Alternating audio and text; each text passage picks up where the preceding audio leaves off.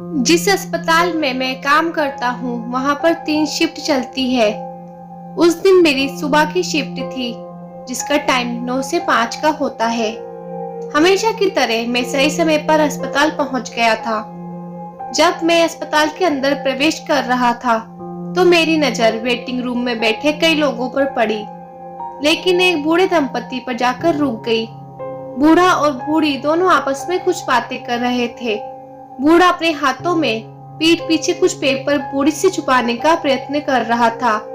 बूढ़ी उन पेपरों को बूढ़े से छीनने की कोशिश कर रही थी। बूढ़ी की आंखों में थोड़ी सी शरारत थी। वही बूढ़ा तकरीबन रोने को था और इसकी आंखों में आंसू साफ दिख रहे थे। बूढ़ा बोला, इन पेपर्स में कुछ भी नहीं है, खामख्या क्यों इनके पीछे पड़ी हो।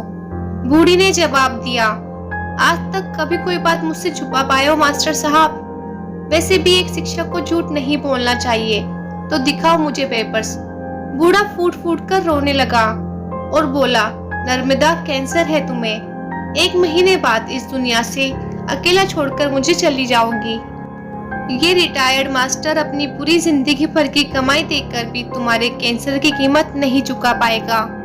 बूढ़ा अपना सर पीटते हुए बोला, तुम्हारे कैंसर की कीमत इस बूढ़े रिटायर्ड मास्टर की औकात से कई गुना बड़ी है नर्मदा।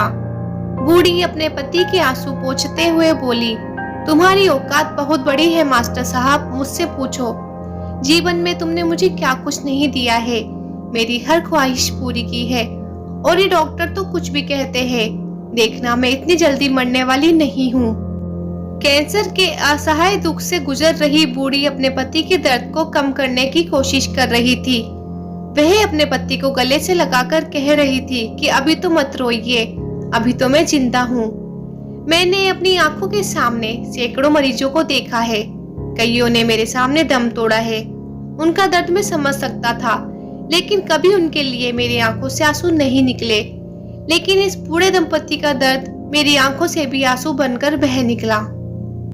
इससे पहले कि मैं इस दंपति के पास जाकर उनको हमदर्दी के 2 बोल पाता और उनका हौसला बढ़ा पाता, डॉक्टर विनायक उनके पास पहुंच गए। शायद वह भी मेरी तरह ही चुपके उनकी बातें सुन रहे थे।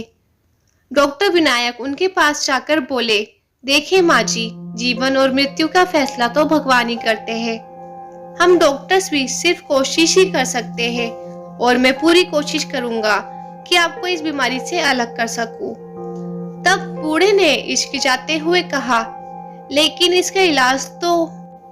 इससे पहले कि वे अपना वाक्य पूरा कर पाते, डॉक्टर विनायक बोले, आप उसकी चिंता मत कीजिए, इसकी जिम्मेदारी मैं लेता हूँ। बूढ़ी ने डॉक्टर विनायक से पूछा, लेकिन आप ये सब क्यों करेंगे?